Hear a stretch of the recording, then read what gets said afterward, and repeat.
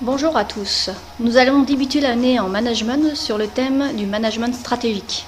De quelle manière animer et motiver les hommes dans une organisation. Alors, dans le chapitre 1, nous allons tout d'abord voir comment s'exprime le pouvoir de direction des managers. Alors, lors de cette première partie, il est important de reprendre les 3 types d'organisation que vous connaissez déjà, et pour chacune d'elles, de comprendre quelles sont les sources du pouvoir, qui dirige et comment.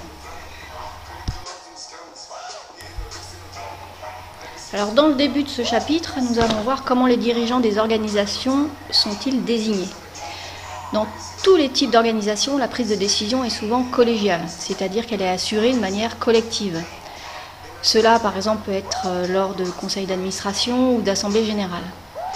Alors, ces instances collégiales, pour la plupart des organisations, désignent un ou des dirigeants. C'est ce que nous allons voir pour chacune de ces organisations.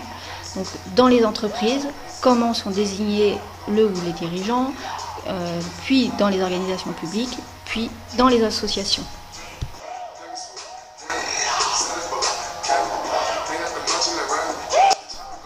Alors, nous allons voir dans un premier temps, dans les entreprises privées, la désignation et le statut des dirigeants. Donc, dans les entreprises privées, le mode de désignation varie selon le statut de l'entreprise. C'est ce que nous allons voir. Dans les sociétés, ce sont les associés ou les actionnaires réunis en assemblée générale qui nomment l'équipe dirigeante. Alors, pour les grandes sociétés, le dirigeant peut être une personne salariée qui ne fait pas partie des propriétaires de l'entreprise.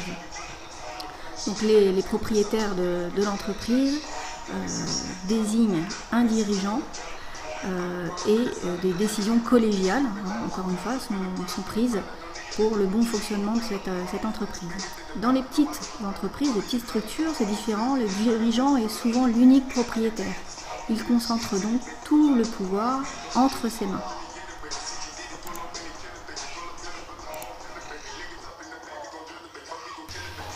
Alors, deuxième type d'organisation, les organisations publiques.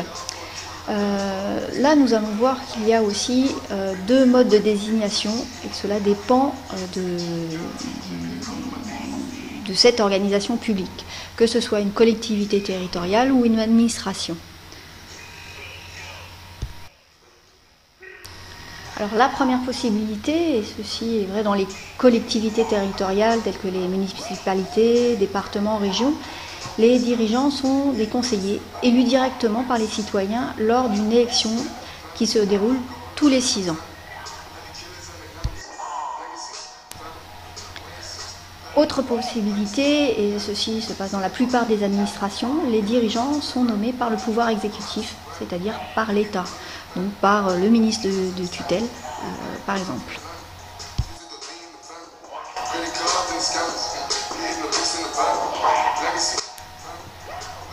Et pour finir, le 3e type d'organisation, les associations. Donc, dans ces associations, les adhérents sont réunis en assemblée générale et c'est là qu'ils élisent leur bureau. Ce bureau est composé au minimum d'un président, d'un secrétaire et d'un trésorier. Donc, ce bureau a pour mission de diriger l'association et de veiller à l'exécution des orientations, des objectifs qui sont définis par l'assemblée générale. C'est le président qui est le représentant légal de l'association.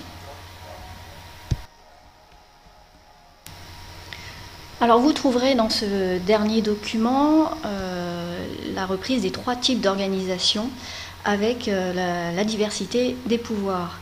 Donc, dans la première colonne, vous trouvez les entreprises avec pour première case en fait les sources du pouvoir de direction, donc d'où proviennent ces pouvoirs.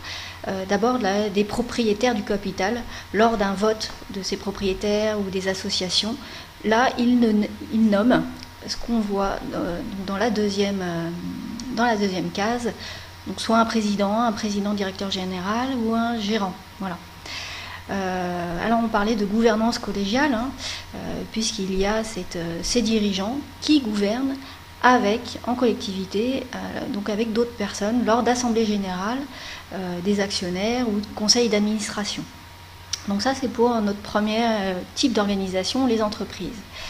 Deuxième type d'organisation que nous avons vu, donc même principe, deuxième colonne, ou lors de représentations démocratiques, lors d'élections par exemple, où l'État nomme un président pour une institution.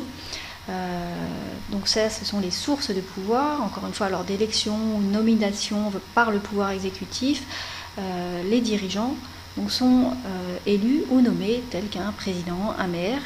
Et puis dans la gouvernance collégiale et collective, cela se fait lors d'assemblées délibérantes. Troisième type d'organisation, les associations. Donc les associations, les sources de pouvoir viennent du vote des adhérents qui élisent un président qui est le représentant légal de l'association et qui dirige donc l'association avec les adhérents qui se réunissent lors d'assemblées générales là aussi. Voilà, donc nous avons fait un point là sur toute la première partie de ce chapitre.